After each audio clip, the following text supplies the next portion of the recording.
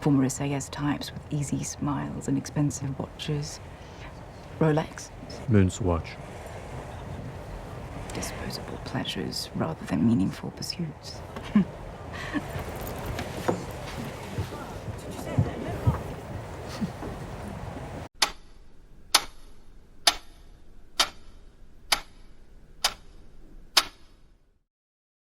You just know that these watches are going to be up online and selling for ridiculous prices. Please people, Swatch themselves have confirmed that these are not going to be limited production and will be available to purchase online in the future. Just thought I'd get that out of the way before the video starts. Just when we thought the Swatch Group and Omega couldn't get any more creative with their releases, so we now see the MoonSwatch. A lot are praising this watch and are saying that its significance is almost directly linked to the original 1983 release of the first Swatch watch. And before even getting to talk about the design, the aesthetics, how this case was made, which is a brilliant feat of engineering, as well as what I think about the aesthetics, the overall arrangement, layout, the distribution between labor across these two brands, I think it's so important to say in the very beginning that this is the Speedmaster democratized, and it's a huge leap forward. Now, I have no idea what other channels have been saying about these and what they think of them. There are a few ways of looking at these watches and what they represent, and depending on your point of view, let's just say that there are pros and cons to this release. Let's start with the first question of who put in the most amount of effort into this watch. You see Omega and Swatch shared on the dial. You see that it is a cross collaboration, but this watch is 3/4 Omega, 1/4 Swatch. Think about it, 1-to-1 accurate scale recreation of the Speedmaster case. Pushers, crown, bezel, dial, handset, typeface, Omega logo, Speedmaster logo, even the adoption of a Velcro strap. All Swatch did was put their name on the dial, their name on the strap, and give them the movement. But let's not forget one thing, that if it wasn't for Swatch, their intervention, their single-handed method of saving the Swiss watch industry in the 1980s, we wouldn't be seeing a collaboration like this today. And most of these brands wouldn't even exist. So we have established then that this is Omega first and Swatch second. The next thing to point out is the bio-ceramic case. Can we call this plastic? Well, yes and no. I believe the ceramic is zirconium, and the plastic, the polymer they created, is derived from castor oil, which is a very interesting play on the material. Now, more often than not, when we talk about plastics, we hear that petrochemicals are used in this process. So the fact that this is a biodegradable substance next to a fossil fuel is very interesting. I want to know if estrogen is a part of the process to actually create this plastic. But the most impressive part that I don't think others have addressed is the molding process. We would expect for a plastic composite like this to be injection molded, but I haven't been able to spot any sprues, any shut lines. So I'm assuming that this case was actually sand casted, which makes a lot of sense if we look at it as a ceramic hybrid. And this is purely down to how brilliantly sharp and complex the lyre lug case has been addressed. To get a case like this that appears parkerized, with edges that are so sharp, this is an engineering marvel all to itself and deserves to be respected. As I've mentioned many times before on this channel, ceramic cases are brilliant, and it's releases like these that put them in the spotlight. So what then makes this watch attractive from an ownership perspective? A 1-to-1 scale build of a Speedmaster with a bio-ceramic case, what's not to like? Oh, and of course the price, depending where you are in the world, $250. But it's all the micro details that we love that have been embellished on this model too. Stepping on the dial, a dot over 90 on the bezel, great detail to the dial overall. All the correct font and typeface is used. Missions to every planet in our solar system for inspiration, a brilliant call. And then a variety of mixed colors to play on this inspiration. And I'll leave to your imagination what color is my favorite. I think it's very important for us to step back and climb off of our high towers and have a look at these watches and what they represent for those people who can't afford the $4,000+ new Speedmasters.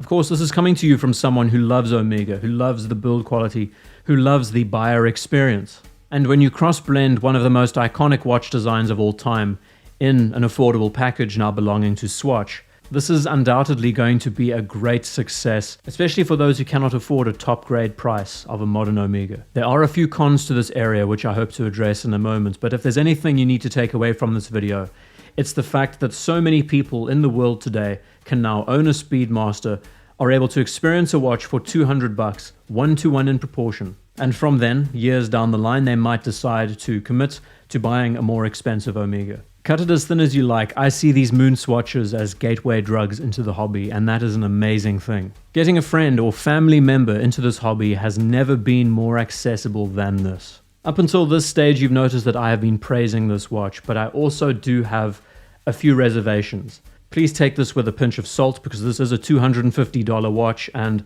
nothing I will say here takes away from that. But as much as making these watches accessible and more attainable, it's also putting Omega in a cheaper category. The name is now assigned with an, air quotes, cheap watch.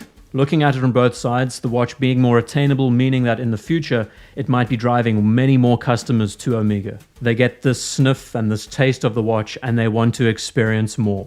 And from then, they become devoted customers for life. I'm all for that. That's a brilliant business approach. On the other hand, one thing I stand firmly against, and the reason why I love watches and the field of industrial design, is that they are built to last. And I hate it when the word disposability, or even the mindset, the frame set of disposability, is associated with a Swiss watch. It's one of those fundamentals in the back of my brain that I can't shake, even though when you look at the watch and what it's made up of, this is not a throwaway object. In this instance, it's not using cheap disposable plastics that we commonly associate with household goods and appliances. But it's that overarching feeling of cheap, of plastic, of disposability that does bother me a little bit. And I do feel conflicted when I see Omega printed on its dial.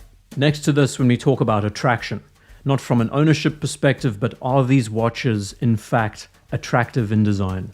Of course, the one underlying constraint that affects the overall aesthetic of the piece is the quartz module inside it. And this people will either love or hate. Personally, in a way, I wish these dials did not have such a true one-to-one resemblance of a Speedmaster dial. When it comes to the overall layout of the face, I would have loved to have seen a bit more dynamism used here. The case, bezel, crystal, all of those details can remain the same. And the reason why I'm such a fan of the Mission to Mars model is because it doesn't liken itself to the Speedmaster the same way the others do. It's following the inspiration of the Alaska Project model, but you notice that the hands on the subdials are slightly different. And its overall format doesn't read like a typical Speedmaster, but it uses this appropriately.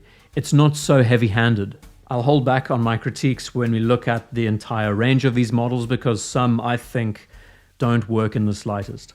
And I think this is going back again to being more of a literal interpretation of a moonwatch, instead of being inspired by and pushed forward in another direction. I will close on this point by saying that yes, I believe that some look far more attractive visually and aesthetically compared to others. And some, on the other hand, look way too busy.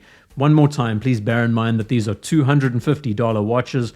We can't expect for them to get everything right. And the last thing we can address is the quartz component. Swatch made quartz what it is today. A Swiss quartz movement will never let you down. I know it's such a small and such a simple thing, but one of the detractors for me is the fact that that chronograph sweep seconds hand does not sweep. And I know that this is an entirely Swiss-made watch, paying tribute to the history and the heritage of two prominent brands, but I really wish this used a mecha quartz. In saying that though, I don't believe that you'd be able to get a 12-hour totalizer from that movement. So the huge advantage from this movement, barring the fact that you get that sweeping seconds hand that you can either love or hate, is that you're getting a full 12-hour readout on a dial. At one stage, I had a bit of a head-scratching moment when I thought what the dial would look like without Speedmaster and MoonSwatch printed on it. So in one example, I have taken it away for you to look at, and it's up to you to determine whether it looks better. On the other hand, I do think that they've been able to balance these elements really well, all tied once again to the constraints of the quartz movement inside it. They had no real control when it came down to how everything would be laid out on the dial. They had to work a way around it and addressed it with text brilliantly. You know, at the end of the day, the pros outweigh the cons by miles. These are fantastic. I so appreciate the attention to detail. I love the fact that they are making these watches accessible, that the entire world can now own a Speedmaster. I mean, how cool is that?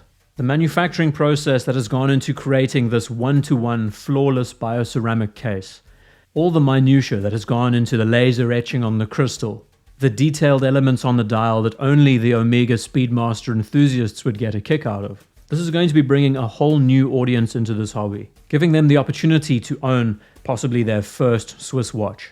This is a landmark event, and what I love is that it brings enthusiasts and newcomers together. Something like this allows for all of us to share in this hobby, and at the same time, puts a smile on our faces.